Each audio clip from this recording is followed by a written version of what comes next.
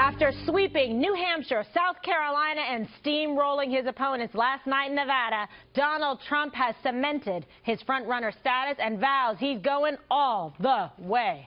If you listen to the pundits, we weren't expected to win too much, and now we're winning the country. And soon the country is going to start winning.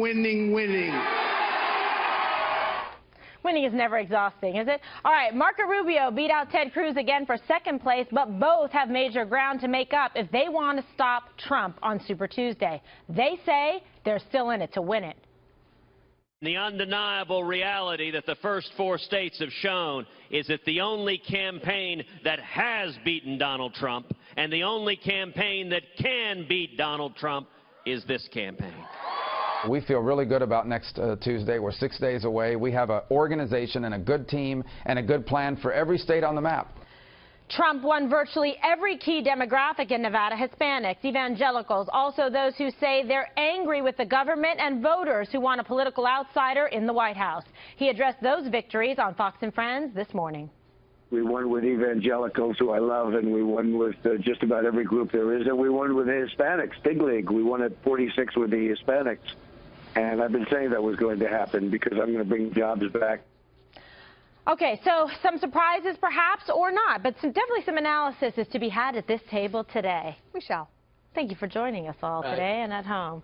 All right, so we talk about some of these entrance polls as well. Well, number one, in between my my morning show and this show, I actually got a haircut. So it's the first time on television. I think if we can tell the Broadcasting Hall of Fame and see if we can get there. Did you take the shirt and tie off, or no? you left it on? It's funny he said that because I was going to write into the night. It was getting rather bushy. Right, but this, I just thought it was unbelievable. I've never seen him as happy. This is the second happiest I've seen him. The first one was New Hampshire. This last night, seeing Eric and Donald there, I think a great moment. I think he's getting the sense. That he's inevitable, right? The other Eric, right? Yeah. Right. Not the other Eric Trump. I was watching Dana. Eric Trump I was watching 2.0. That's how we do it. Okay, entrance poll full screens are available. Feast on them. Prefer the next president to be a political outsider. Listen to this. Trump 70%. Cruz 15%. Rubio 8%. Carson at 6%. Kasich at 1%. Dana, reaction. Well, these entrance polls actually matched the exit polls. But by the time it was over, they almost were the exact same, and they almost one another, yeah. exactly tracked what happened in South Carolina. So if you look at his second place win in Iowa wasn't really that far behind Ted Cruz. I'm not saying Ted Cruz didn't win; he did decisively, but the win in New Hampshire, South Carolina, and Nevada, if you look at some of those similar questions, and it's not always the same question asked, which is a little bit unfortunate because it would be nice to compare all of them. But in general, yes, they were pretty much all the same. In the outsider piece, you just have to look at how many governors and senators are already out of the race. Sure. How many have already decided to no longer continue? So it is the year of the outsider, which is not just on the Republican side. I mean, we're going to get to the Democrats in a little bit, but this is mirrored across the country. People are wanting wholesale change. All right. Well, this is really follows into Eric, a.k.a. Trump, angry with the federal government. Trump, 48%. Cruz, 25%. Rubio at 19%. Carson, 4%. Kasich at 2%. Yep. Any surprises there? On this poll, no. I mean, we know. I'm surprised it's that low. I mean, I thought it would be higher for the outsiders. But here, look at what happened last night. Going into the caucus, Trump was polling at 45%. He got 45%. I mean, the polling going into that caucus was spot on.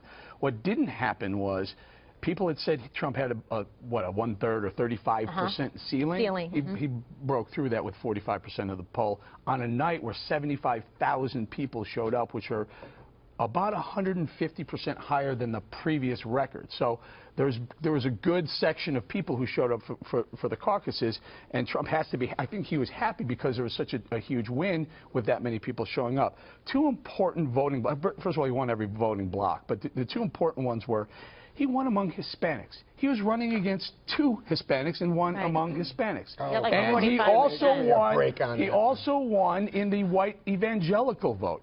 And he was running against Ted Cruz, who has said he wanted to represent the white evangelicals. Right, so, that's Trump 40, evangelical Christians, Cruz 27, what's wrong with Rubio saying he won 23. with Hispanics against 2 Hispanics? I think, if I remember right from the polling, it was like 8%. So it's not even 10%. No, Yeah, 8% of the election. 8%, Yeah, correct. but he still won the block. Wait, hold on. 8% plus, if you look at the Hispanic population in Nevada, I think it's close to 90% Democrat. So what we're talking about is a subgroup of a subgroup of a subgroup. I mean, it's meaningless, but given his behavior, I don't see any way. You know why this matters, Juan? Look, you would think that Ted Cruz or Marco Rubio would hold the Hispanic vote. I guess I would. Maybe you would, but I would. That's fair. And you would also think that Ted Cruz would hold the white evangelical vote. I would. Maybe you would. No. However. Wait, that's a good point. Can I just interrupt you and say, that is telling for Ted Cruz going into Super Tuesday. Of course, you know what else is telling for Ted Cruz is that Donald Trump is on his tails in Texas, and Marco Rubio has a 25-point lead in the state of Florida. I mean, guys, I said this yesterday. Politics at this level right now are about momentum and time. Time is running out. Well, Donald Trump has the momentum. One of you two has to drop out if you plan to make a run. They're not dropping. Right, but these guys, perfect segue, thank you very much. What's next? Ted Cruz is setting his sights on the crown jewel of Super Tuesday to help boost his bid, his home state of Texas, where 155 delegates are in play. He just got a big endorsement there from Governor Greg Abbott and is confident he can secure the win.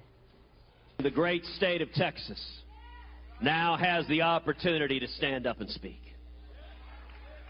You know, in past elections, Texas's primary has been late in the process, long after the decision was made. It's when Texas has voted. But now, 6 days from now, is Super Tuesday. I believe we are poised to have a very good night on Super Tuesday. Marco Rubio is also counting on his home state of Florida to pull through for him on March 15th. Could he win the backing of Florida's former governor, Jeb Bush, before the race? I've spoken to Governor Bush. We haven't discussed an endorsement. We're friends, and I look forward to visiting with him soon. Okay, so Brian, you had your mouth open. Yes, thank you very much for noticing. Insert your foot now. Yeah, I have. Hopefully I won't. A couple of things. Number one, on Ted Cruz, there was a poll out by the Houston Hobby Center, which is good to know there is a hobby center in Houston because people do need a break from the grind. They say it's a double-digit lead for Ted Cruz in Texas. So I think that's pretty significant, a local thing. He has to win, or else he might as well pack it up and go home.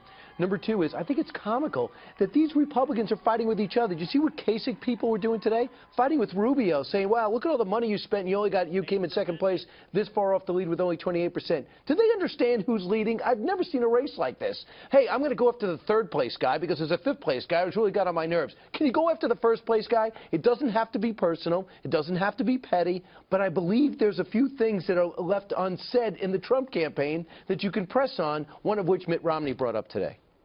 Yeah, well, tell people what that was. Right? Mitt Romney just joined Neil Cavuto a short time ago on the phone. We have not seen him in weeks. He got on the phone, which is Trumpian, and he called in and he said, we have reason to believe there is something a bombshell in Donald Trump's taxes, and demands those taxes to be released. Well, that was Harry Reid-like, wouldn't you say? Remember when Harry Reid went after Romney? Interesting. Right, but I will say this. I think that coming out of this, there were two things in the polls. One ray of hope for Ted Cruz was shared values. He won those voters in Nevada. And the one ray of hope for Rubio was somebody who could win in November, and he won those votes. And late deciders. But clearly, that's not paramount in the minds of at least Nevada Republican caucus goers. What they cared about was anger and someone who gives voice to their frustrations. If Dana doesn't talk soon, I'm just going to storm at it. All right, but I do, absolutely. You got to be kidding me.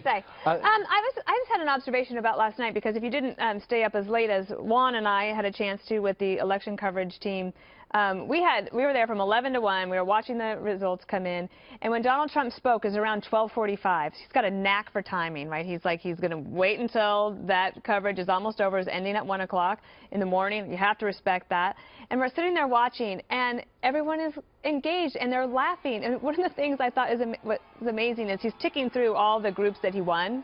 When evangelicals, I love evangelicals, and I want, and when he said, I love the poorly educated, I love and it. they screamed, and I thought, how do you compete with that? Right. And you look at the other speakers, and there is some dramatic respect that has to be given to somebody who can say the things that he says and make people laugh.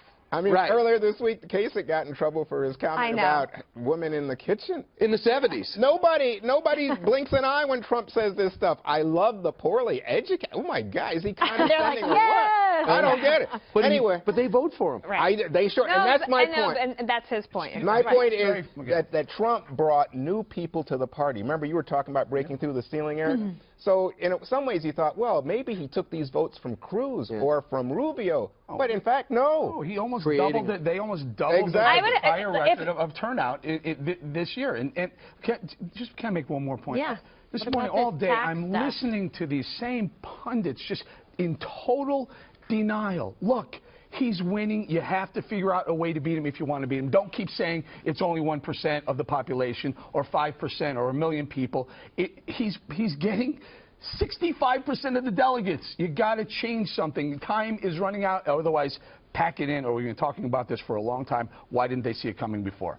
Right. Win Texas. That's one way to get back in the game. No, you don't win Texas. That's the problem. Cruz is hanging his head on Texas. It's proportional. He can win Texas and still get beat completely out of the race. Wow, when you get excited, your voice gets really high. No, because people are mad at me for seeing this coming for a long time. I'm not on Trump's bandwagon. I'm not paid by Trump. I'm not going to work for Trump. There's none of that. I didn't hear that. I know numbers inside and out, and I've been seeing this materializing, and I'm seeing it again. If you don't do something prior to Super Tuesday, shut the door. So the establishment, you're calling on the Republican establishment if they want to to consolidate, put up the money. Eric, that's why I was so disappointed when Marco Rubio joined us this so morning, and he came out and he had a moderate message. I go, wait a second. Your hair should be on fire. You don't have to act out of your character, but you have to have a strategy from here on in. He's got more people will do anything for him that he wants. They all are filing in, all the senators, all the congressmen, all the people without jobs now. I'm just wondering when they're going to get a strategy. Any quick comment about the taxes? Well, yeah, I don't think, well, listen, I think everyone should open up your taxes, but if you're going to do it for one or two, you better do it for everybody on every level. Wrong response. You should say there's nothing there. Well, I don't know if there's anything there. Oh, well, that's a danger then. And you're thinking to me, maybe, you know, he does a lot of big business. He's not really related. It's a joke. He doesn't know about the taxes. He does not know. He's not really related. He doesn't have access to the family taxes. Stay with us.